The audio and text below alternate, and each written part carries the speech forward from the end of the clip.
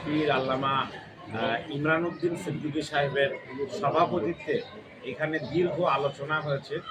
প্রায় ৩ ঘন্টা আলোচনার পরে আজকে সিদ্ধান্ত হয়েছে যে পশ্চিমবাংলার মানুষের সম্মিলিত প্রতিবাদ কলকাতার ব্রিগেড প্যারেড গ্রাউন্ডেই ইনশাল্লাহ অনুষ্ঠিত হবে।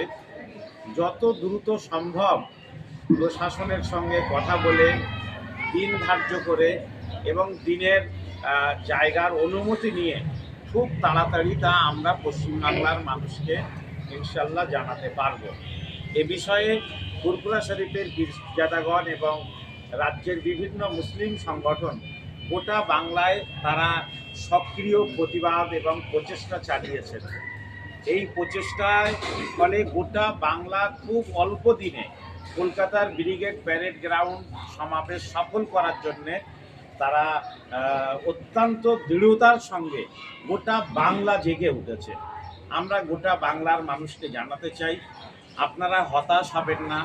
আপনারা জানেন যে ব্রিগেডের সভা করার জন্যে আমরা শেষ পর্যন্ত কলকাতার মহামান্য আদালতের দ্বারস্থও হয়েছি।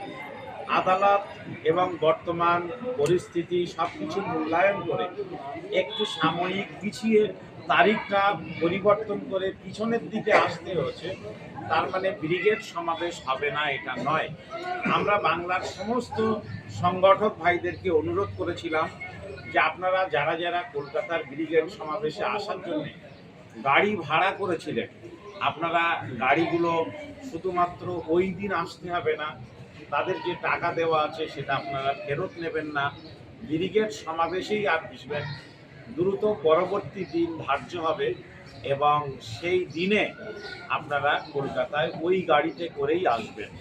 আজকের যেটা আলোচনা হয়েছে যে অল ইন্ডিয়া মুসলিম পার্সোনাল ল বোর্ডের ব্যানারেই ইনশাল্লাহ ব্রিগেড সমাবেশ হবে।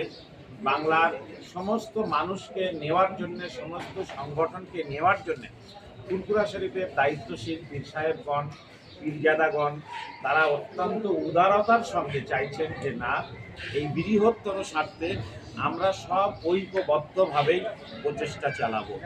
আমি অল ইন্ডিয়া মুসলিম পার্সোনাল ল বোর্ডের একজন নগণ্য সদস্য হিসাবে আমি এসে আবেদন রেখেছি।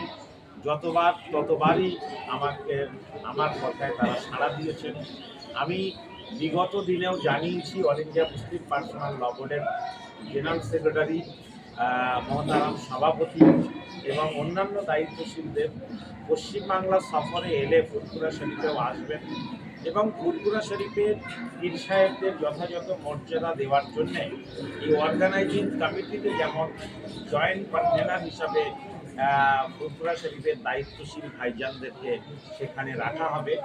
এবং আমি অল ইন্ডিয়া মুসলিম পার্সোনাল ল বোর্ডকেও জানাবো যে ফুরফুরা শরীফের থেকে প্রতিনিধি অবশ্যই অল ইন্ডিয়া মুসলিম পার্সোনাল ল বোর্ডে স্থায়ী সদস্য হিসাবে রাখতে হবে।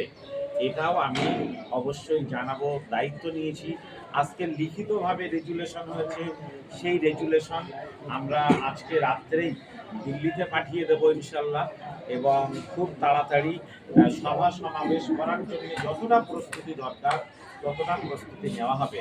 আমরা বাংলার মানুষের কাছে আপনাদের মাধ্যমে জানাতে চাই, বিভিন্ন এলাকায় সভা সমিতি যেভাবে শুরু হয়েছিল, আপনারা জানেন যে পাহেলগাঁওতে একটা ঘটনা ঘটেছে যেটা অত্যন্ত নিন্দনীয়। আমাদের ভারতবর্ষের ২৬ জন নাগরিক সেই হামলায় তারা মারা গিয়েছেন। আমরা তাদের জন্যে শোক প্রকাশ করছি, আমরা তাদের পরিজনদের প্রতিও সমবেদনা জানাচ্ছি। অল ইন্ডিয়া মুসলিম পার্সোনাল ল বোর্ড ৩ দিনের জন্য শোক জ্ঞাপন করে সমস্ত কর্মসূচি ২৩, ২৪ এবং ২৫শে এপ্রিল স্থগিত রেখেছিল, বন্ধ রেখেছিল। সেই কারণে বিভিন্ন জায়গায় সভা সমিতিও বন্ধ হয়েছে। আমরা আজকে সকলের যৌথ পরামর্শে এবং সর্বসম্মতভাবে সিদ্ধান্ত নিয়েছি যে পশ্চিমবাংলায় বন্ধ হয়ে যাওয়া সভা সমিতিগুলো আবার আমরা সমস্ত জায়গাতে ইনশাল্লাহ দ্রুত শুরু করব। যারা সভা সমিতি করছিলেন তারা আপনারা দ্রুত শুরু করুন। সভা সমিতি সর্বত্র চলবে এবং আগামী ৫ মে মহামান্য সর্বোচ্চ আদালত সুপ্রিম কোর্টে এ বিষয়ে শুনানি আছে, সেদিকেও আপনারা নজর রাখবেন। অল ইন্ডিয়া মুসলিম পার্সোনাল ল বোর্ড যেমন এই মামলায় অংশ নিয়েছে, ফুরফুরা শরীফের পীর সাহেবরাও অংশ নিয়েছেন, বিভিন্ন অন্যান্য মুসলিম সংগঠনও তারা আপিল করেছেন মহামান্য সর্বোচ্চ আদালতে। আমরা আশা করি এই দুঃসময়ে আমাদের যৌথ প্রচেষ্টার মধ্য দিয়ে আমরা এই কালো দিন, এই অন্ধকার সময় আমরা কাটাতে পারবো। আবার নতুন করে বাংলায় এবং ভারতবর্ষে সম্প্রীতি আর সৌহার্দ্যের বাতাবরণ আলো আমরা ফোটাতে পারবো। এবং আমরা আশা করছি যে এই আন্দোলন আমরা ইনশাল্লাহ কামিয়াব হব। আজকের আমাদের যিনি এই দীর্ঘ 3 ঘন্টার সভায় সভাপতিত্ব করলেন আমাদের ভাইজান হুজুর কেবলা, আমি তাকে কিছু বলার জন্যে আপনাদের সামনে অনুরোধ করছি। উনি খুব সংক্ষেপে দিয়ে একটা কথা, দুয়া, ভালোবাসামূলক, পরামর্শমূলক। একটু জোরে বলবেন। আসসালামু আলাইকুম। সকলকে সালাম জানাই, ভালোবাসা জানাই। আজকে আপনারা সকলে জানেন ফুরফুরা দরবার শরীফে বিভিন্ন সংগঠনের প্রতিনিধিরা এসেছিলেন এবং কামরুজ্জামান ভাইয়ের উদ্যোগী আজকে আমাদের এখানে একটা মিটিং হয়েছে। সমস্ত আমার পীরজাদা ভাইরা ছিলেন, আরও অনেকে বুদ্ধিজীবী, অনেক দরবারের অনেকে এসেছিলেন, অনেক দরবার থেকে অনেকে এসেছিলেন। আজকে 3 ঘন্টা আমাদের যে আলোচনা হয়েছে, সেই আলোচনা আপনাদের সামনে আমাদের জনাব মৌলানা কামরুজ্জামান সাহেব তুলে ধরলেন। তো আমরা সেই দিকেই আমরা দৃষ্টি রেখেছি। আমরা সেই কর্মসূচির উপরই আমরা ইনশাল্লাহ এগোবো। আর আমরা যাতে ওই সভাটা আবার আমাদের ব্রিগেডে করতে পারি, সেই জন্য সকলে সব রকমভাবে আমরা চেষ্টা করব। আইনি যে সমস্ত ব্যাপার আছে এবং সর্বদিক থেকে আমরাও কামরুজ্জামান ভাইয়ের পাশে থাকবো, থেকে আমরা চেষ্টা করব ইনশাল্লাহ। এবার বাকি আল্লাহর মর্জি মওলা আর মাওলা। ব্যাপারটা বলা হয়নি, যেটা আমাদের সিদ্ধান্ত ভাইজান, বড় ভাইজান বলেন, লেখা আছে বোমগুলো সব থাকে, হাতে করে একটু টেনে দেয়, একটু তলায় লেখা আছে বন্দীদের যে মুক্তি, যে জোরে বলুন।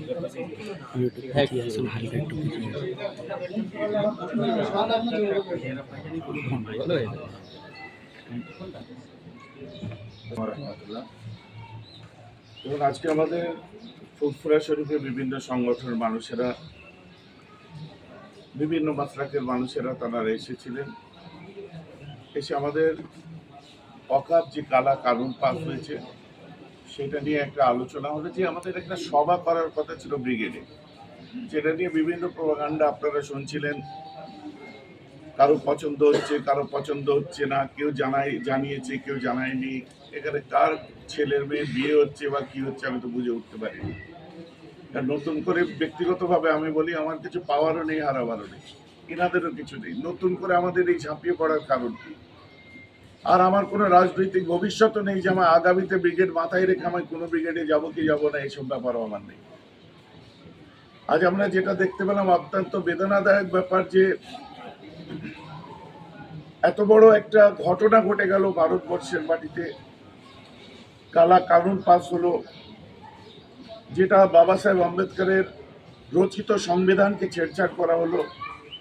সেখানে চিৎকার করার জন্য যখন কেউ আওয়াজ তুলছে, কেউ চিৎকার করছে, কেউ আওয়াজ তুলছে, পিছনে তকমা দিয়ে দেওয়া হচ্ছে সাম্প্রদায়িক, বা এটা মুসলমানদের আন্দোলন, হিন্দু মুসলমান খেলা চলে আসলো।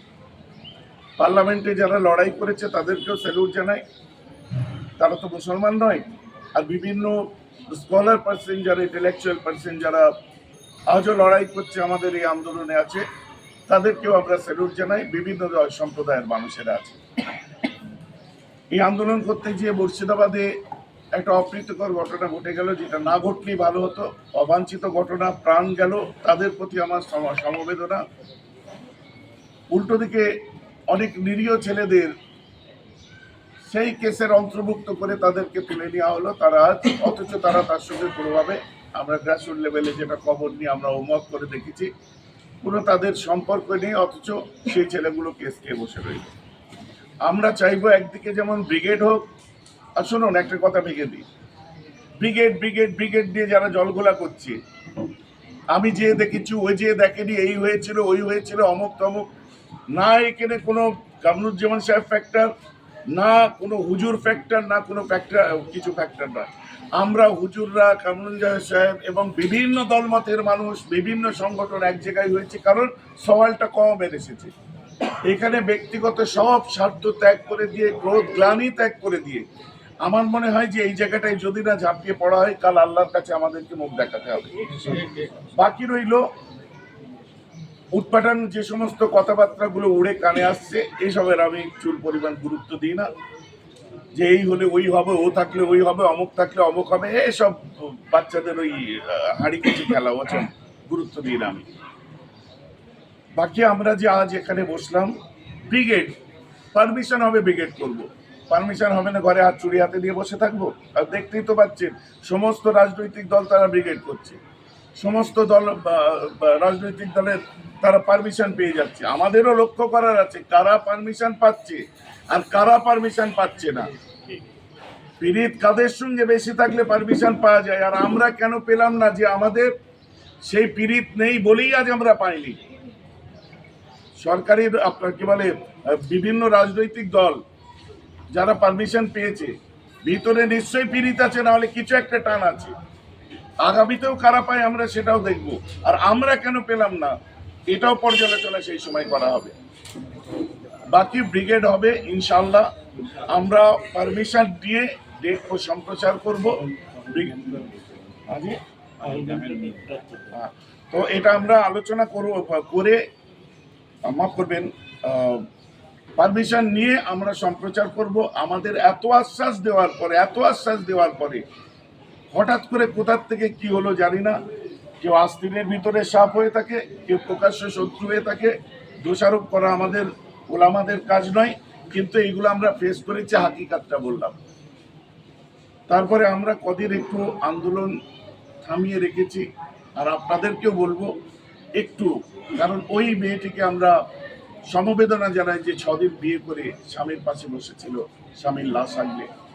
এই যে 25 জন, আমি আগেও বলেছি যে এদের জন্য সিনা পেতে দিতে গেলে এই রাজনৈতিক ব্যবসায়ীরা দেবে না, সেই আমার মতো মেয়েরা বাগিয়ে আসবে। আমি সৈয়দ আজমাল হোসেন, তাকেও আমার শ্রদ্ধা জানাই, তার ফ্যামিলির প্রতি সমবেদনা। আমার ঝন্টু শেখ নদিয়ার, তার প্রতি আমার, তার শাহাদাতকে আল্লাহ কবুল করুন।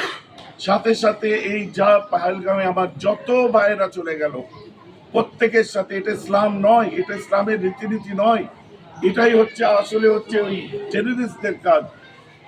এই টেররিস্টদেরকে আমরা কন্ডেম করি, নিন্দা করি এই অ্যাক্টিভিটিকে। আর যারা চলে গেছে তাদের প্রতি সমবেদনা। আর আগামী আমাদের অ্যাক্টিভিটিস আবার আরম্ভ হতে চলেছে। বিভিন্ন সাংগঠনিকভাবে আমাদের যেসব সমাজ সমিতি যে যা করি আমরা করব, সাথে সাথে আমাদের ব্রিগেড লক্ষ্য রেখে এগোচ্ছি। পারমিশন পাবো আপনাদের জানাবো, আর তা নাহলে এই মধ্যে থেকে মজা নেওয়া মানুষগুলো মজা নিতে থাকবে, যেটা আমাদের অত্যন্ত জাতির কাছে এদেরকে জবাব দিতে হবে একদিন, যে কওমের স্বার্থ ছেড়ে দিয়ে নিজের স্বার্থ দেখছি বোধহয়, জানি না কি ব্যাপার। তো কাল আগামী দিনে আমরা পারমিশন পাবো, আগিয়ে যাব। ব্রিগেড পারমিশন দেবে না, হাতে চুড়ি বেঁধে বসে থাকবো না। আমাদের বিভিন্ন অ্যাক্টিভিটিস থাকবে, ময়দানেই থাকবে, রাজপথেই থাকবে, আন্দোলন আমরা করবো। এটা কি ষড়যন্ত্র হচ্ছে? 26-এ যে ব্রিগেড ডাকা হয়েছিল, এটা কি ষড়যন্ত্র করে? আপনারা পরিষ্কার দেখতে পাচ্ছেন, কেউ আপনার চকলেট রঙের চেয়ারে বসে বলছে, কেউ আপনার কি মানে বাচ্চা পাশে নিয়ে বলছে, কেউ এইসব দেখতে পাচ্ছেন। তো ষড়যন্ত্র কি জানি না, কেন ফিউজ করার লক্ষ্য কিসের? আর সাথে সাথে তাদেরকেও বলবো, শীর্ষস্থানীয় যারা দিল্লিতে মুসলিম পার্সোনাল ল বোর্ডের মানুষেরা বসে আছে, বাংলায় যাদেরকে তারা বেছে নিয়েছে, তাদের দ্বিচারিতা আমাদের পছন্দ হয়নি। একদিন আগে হবে নি, পরের দিন হবে, কারণ তাদেরকে 3% মানুষের মধ্যেও মানে চেনে না কেউ। 3% বেশি বললাম, এদের মধ্যেও চেনে না। আর বাংলার ওলামা সমাজ বসে আছে, যাদের জন্য মানুষ আজ, যাদের বুকের দিকে তাকিয়ে তাকে কখন কি বলবে। আজকে তারা যে এই ধরনের অ্যাক্টিভিটিস নিচ্ছে, মুসলিম পার্সোনাল ল বোর্ডের পক্ষ থেকে তাদেরকে শোকজ করা, ওকে দাবিও আমি রাখবো।